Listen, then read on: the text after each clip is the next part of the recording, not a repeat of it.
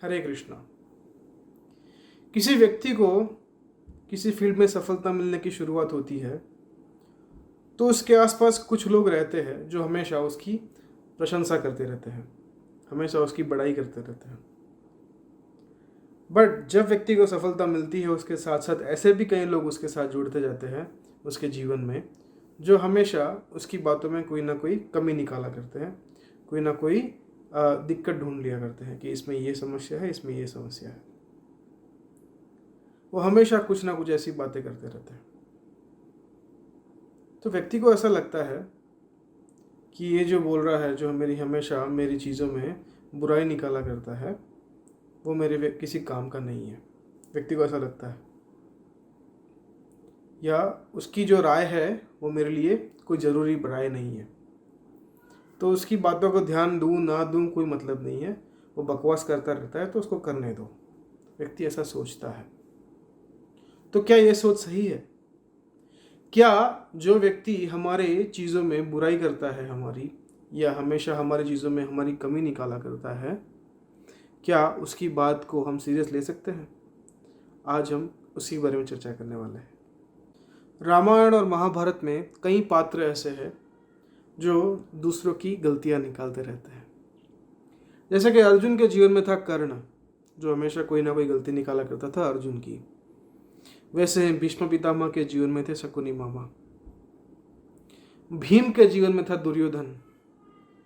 वहाँ रामायण की बात करें तो भगवान राम के जीवन में थी मंथरा, और रावण के जीवन में था उनका छोटा भाई विभीषण। ये ऐसे पात्र है जो दूसरे पात्र की गलतियां ढूंढते रहते हैं, गलतियां निकालते रहते हैं, है ना। हम सभी ने बचपन में सांप सीढ़ी का जो खेल होता है वो खेला होगा। तो उसमें जब सांप हमें काटता है तो क्या होता है, हम ऊपर से नीचे आ जाते हैं। और कभी कभी बहुत बड़ा सांप होता है तो 99 से काटता है, वो सीधा 2 पे लाके खड़ा कर देता है। तो हमें लगता है कि ये लोग जो हमारी बुराई करते हैं, हमारी गलतियां निकालते रहते हैं, वो सांप की तरह है, वो हमें कभी आगे नहीं बढ़ने देते। पर ये जीवन के इस गेम में जो एक्सपर्ट खिलाड़ी होता है ना, वह जानता है कि ये सांप नहीं है, ये छिपी हुई सीढ़ी है। उदाहरण के तौर पे जब से अर्जुन के जीवन में कर्ण की एंट्री होती है तो क्या करता है, वो कभी ना कभी कर्ण कोई ना कोई गलती निकाला करता है अर्जुन की, और अर्जुन हमेशा अपने आप को इम्प्रूव करने का प्रयास करता है, उन गलतियों से बाहर निकलने का प्रयास करता है। वहीं दूसरी तरफ कर्ण के जीवन में दुर्योधन ऐसा व्यक्ति है जो सही मायनों में सांप था। आप बोलोगे कैसे? दुर्योधन तो हमेशा बड़ाई करता रहता था कर्ण की। इसी वजह से दुर्योधन हमेशा बोलता था कर्ण को कि तुम परफेक्ट हो, है ना, तुम्हें किसी भी प्रकार की इंप्रूवमेंट की आवश्यकता नहीं है। You are in compare to Arjun, तुम अर्जुन से भी कहीं अच्छे योद्धा हो। तो इसके कारण कर्ण के मन में जो घमंड उत्पन्न होता है, वो हमेशा सोचता है कि मुझे किसी भी प्रकार का इंप्रूवमेंट की आवश्यकता नहीं है, मुझे सिर्फ अपने आप को प्रूव करना है। तो कर्ण अपना पूरा जीवन प्रूव करने के लिए जिया, और अर्जुन अपना पूरा जीवन इंप्रूव करने के लिए जिया। वहीं दूसरी तरफ अगर हम रामायण की बात करें तो हमें ऐसा लगता है कि भगवान राम के जीवन में मंथरा के आने से उनकी दिक्कतें बढ़ गई। सारे अयोध्यावासी एक सपना संजोया बैठे थे कि जैसे ही भगवान राम 25 साल के हो जाएंगे, जब गुरुकुल से वापस आ जाएंगे अयोध्या में, तब उनका राज्याभिषेक हो जाएगा और उनको राजगद्दी दी जाएगी। और ऐसा होने ही वाला था। बट उसके एक दिन पहले मंथरा ने कैकेयी के कान भरे और भगवान राम को वनवास में जाना पड़ा। हम सबको ये पता है। अगर मैं और आप भगवान राम की जगह पे होते तो हम ये सोचते, अरे यार मेरा कैसा नसीब है, ये मंथरा ने ऐसा क्यों किया मेरे साथ, मैंने उसका क्या बिगाड़ा था, है ना। हम नेगेटिव लेते उसको। बट भगवान राम ने क्या सोचा, चलो अच्छा हुआ जो हुआ, मैं जाऊंगा वनवास, वहाँ अलग अलग ऋषि मुनि होंगे, उनके पास जाके शिक्षा ग्रहण करूंगा और मुझे अपने आप को इम्प्रूव करने का मौका मिलेगा। हालांकि भगवान को इम्प्रूव होने की कोई आवश्यकता नहीं है, बट भगवान की लीला का एक छोटा सा एक भाग मात्र है जहाँ से हमें कुछ सीखना है, हमें सीख लेनी है उससे, है ना।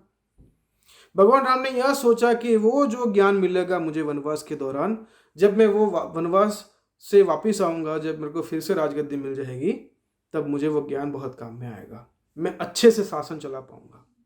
रावण के जीवन में भी कुछ परिजन थे। कुंभकर्ण था, सुपर्णखा थी, छोटा भाई विभीषण था। कुंभकर्ण को सोने से फुर्सत नहीं थी, और वो उनकी बहन सुपर्णखा, वो बहुत सेल्फ ऑब्सेस थी, उसको खुद के अलावा किसी और के बारे में सोचता नहीं था। बट विभीषण एक ऐसा व्यक्ति था जो सही में रावण की केयर करता था। जहां कहीं भी रावण गलती करता था, वो दिखाता था कि भाई आप यहाँ पे गलती कर रहे हो। बट रावण अभिमान में इतना चूर था कि उसको ऐसा लगता था कि ये मेरा भाई मेरे जीवन में सांप की तरह है, वो मेरी प्रगति देख नहीं पा रहा। और एक दिन ऐसा हुआ कि उसको राज्य से बाहर निकाल दिया। तो जो मूर्ख व्यक्ति होते हैं वो कभी ना कभी ऐसी चीज़ों में से नेगेटिविटी निकाल ही लेते हैं। उनको ऐसा लगता है कि जो व्यक्ति मेरी गलती निकालता है वो मेरा दुश्मन है, और जो मेरी प्रशंसा करता है हमेशा वो मेरा दोस्त है। बट स्थिति बिल्कुल उससे विपरीत है। जो व्यक्ति हमेशा प्रशंसा करता है, कभी कभी यह सोचना चाहिए कि शायद उसको कुछ चाहिए मेरी बात से, इसलिए मेरी प्रशंसा कर रहा है। क्योंकि व्यक्ति हमेशा प्रशंसा करता है तो जरूर जरूर उसके दिल में कोई खोट है ना। पर अगर व्यक्ति कभी कभी प्रशंसा करता है और हमारी कमियां निकालता है, हमारी गलतियां निकालता है, तो वह व्यक्ति सही मायनों में हमारा मित्र है। क्योंकि वो कमियां, जब व्यक्ति हमें आईना दिखाता है ना हमारी कमियों का, तभी हम वहाँ पे इम्प्रूव कर पाएंगे। ये कुदरत ने सेट किया गया एक फीडबैक सिस्टम है ना। आजकल हम बिजनेस को फीडबैक देते हैं ना, गूगल पे रिव्यू करके, ये अच्छा है, बुरा है, ये है, वह है। ठीक वैसे ही यह फीडबैक सिस्टम है। अगर ये फीडबैक सिस्टम नहीं होगा तो कभी भी हमें हमारी गलतियां नहीं दिखेगी, और हम इतने अभिमान में चूर हो जाएंगे कि हम किसी की वैल्यू नहीं करेंगे, और हम जो लेवल पे है वहीं से आगे नहीं बढ़ पाएंगे। तो कभी कभी जो व्यक्ति हमारी घृणा करता है, जो एनवियस है हमसे, वो भी हमारा सच्चा मित्र हो सकता है, चाहे वो हम माने या ना माने। बट उसकी वजह से हमारे जीवन में बहुत सारे पॉजिटिव चेंजेस आ सकते हैं। अभी ये जो बात है वो नज़रिए की बात है, हमारा दृष्टिकोण कैसा है। जब हम शास्त्र पढ़ते हैं, जब हमें शास्त्र चक्षु मिलते हैं, तब हम हमारा दृष्टिकोण अवश्य ही चेंज कर सकते हैं। इसीलिए हमें क्या करना चाहिए, भगवत गीता पढ़नी चाहिए, रामायण, महाभारत, श्रीमद् भागवतम जैसे शास्त्र पढ़ने चाहिए, जो हमें ऐसी कई शिक्षाएं देते हैं जो हमारी स्कूल कॉलेज की पुस्तकें नहीं दे पाएगी, जो क्रॉसवर्ड के अंदर अवेलेबल कोई भी पुस्तक नहीं दे पाएगी। जो वैल्यू सिस्टम हमें चाहिए जिससे हम हमारे जीवन को आगे बढ़ा सके, ये सब हमें ये शास्त्र से मिलेगा। आशा करता हूँ आपको आज का यह वीडियो पसंद आया होगा। हरे कृष्णा।